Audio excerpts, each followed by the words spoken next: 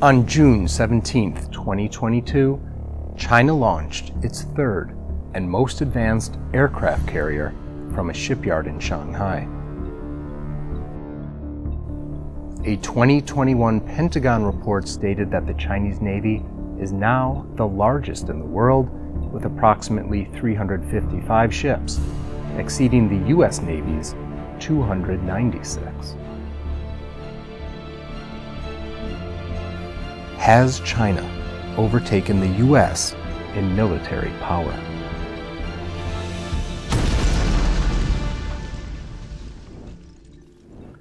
Can China defeat the U.S. militarily?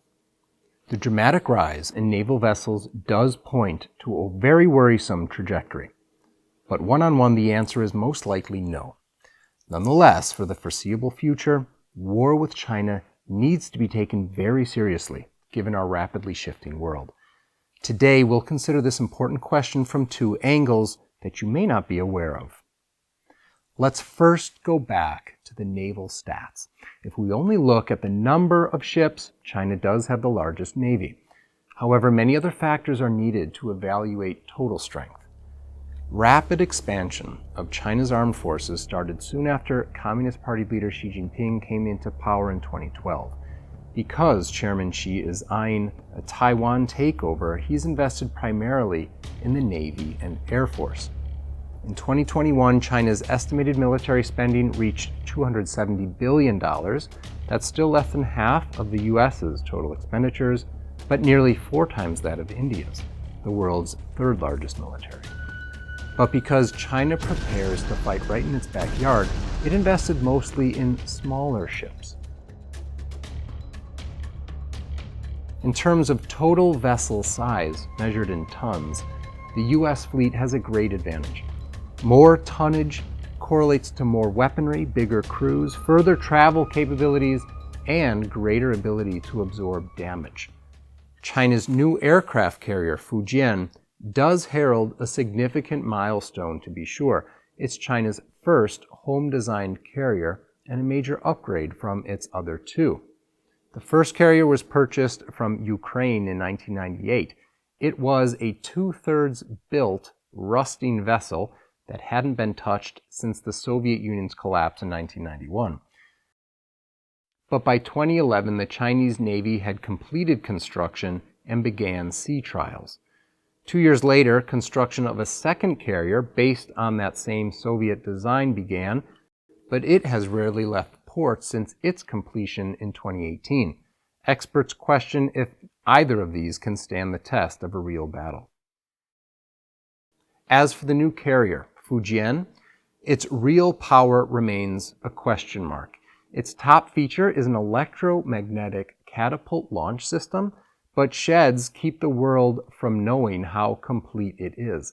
A similar system on the USS Ford took 8 years of sea trials before being certified as combat ready. So on the aircraft carrier front, the US is well ahead with 11 vessels.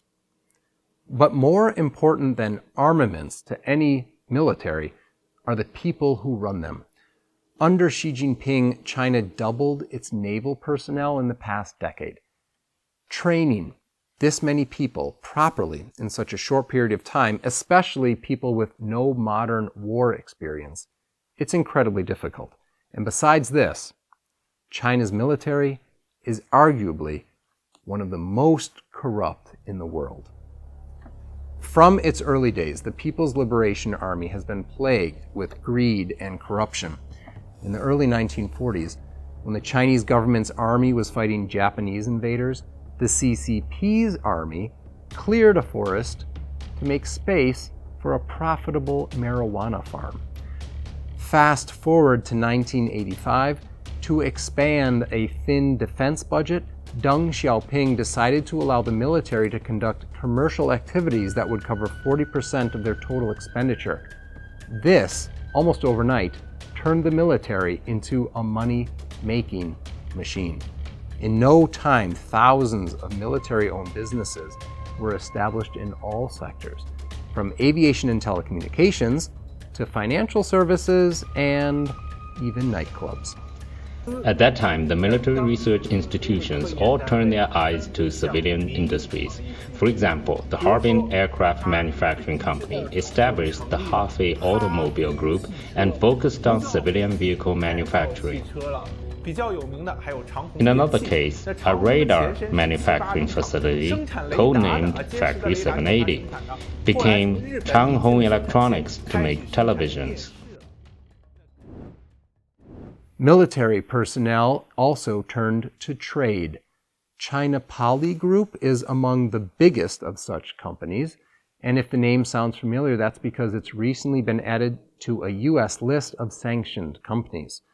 Poly Group was once China's top ammunition manufacturer and overseas seller. Over time, it expanded into real estate, entertainment, telecom, financial services, and even a fine arts auction house. It's now a Fortune 500 company. The company was founded and is still led by children and relatives of top PLA leaders. And these connections give cover for lucrative illegal operations such as smuggling. In 2001, the Philippines' National Security Advisor, Roylo Golez, told the BBC that about $1 billion worth of methamphetamines were smuggled in from China each year. These drugs were manufactured by Chinese military-run pharmaceutical companies. In 1995, the corruption had gotten so bad that the CCP attempted to rein in these businesses, which then numbered around 15,000. At least on paper, many of these businesses disconnected from the PLA. Healthcare, though, was a notable exception. Military hospitals did not stop offering paid services to the public until 2017. Many of these hospitals were leading the charge in China's large-scale organ harvesting from living prisoners of conscience. These were primarily Falun Gong practitioners, but also ethnic and religious minorities, as well as political dissidents. According to incomplete statistics, by September 2014, Chinese military hospitals had harvested at least 11,000 livers for transplantation, also other vital organs. Actual numbers are believed to be much higher. Another remarkable example of corruption is this Chinese general. It's a great privilege for me to introduce to you General Xu, and welcome him to CSIS and to the policy community of Washington. General Xu.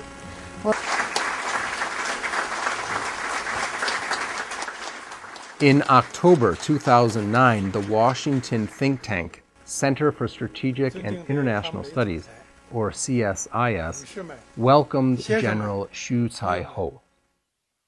General Xu eventually climbed to the number 2 position in the PLA, and he oversaw anti-graft and disciplinary enforcement. Ironically, only 5 years after this CSIS speech, Xu is taken into custody for corruption. He died before a military court proceeding in 2015, but charges included taking bribes from high-level appointments. He appointed a total of 83 generals, and each of these may have made him between $3 and $4 million US. Hong Kong media at the time reported that in the basement of one of his luxury mansions, investigators found piles of international currencies that weighed a total of 1 ton. The room is also filled with jewels and other valuables that filled 10 military trucks. The general was hardly alone in getting cash for making appointments. In the past 10 years or so, China has arrested 160 high-level officers on similar charges. In fact, before Xu Caiho died, he told investigators that among the military leadership, only 2 officers did not bribe him. So what does this mean? Many of China's military leaders are where they are because of connections and money, and not because of talent or experience. When it comes to an actual war, China may find that its military leadership is very incompetent. Of course, none of this is to say that the world should let down its guard. A bellicose dictator with the dangerous weapons behind him should keep us on our toes. The best way to prevent China from taking dangerous military action is to maintain unquestionable military superiority and to consistently message our determination to ensure peace and protect innocent people. And thanks for joining us at Eye on China. I'm Liam O'Neill.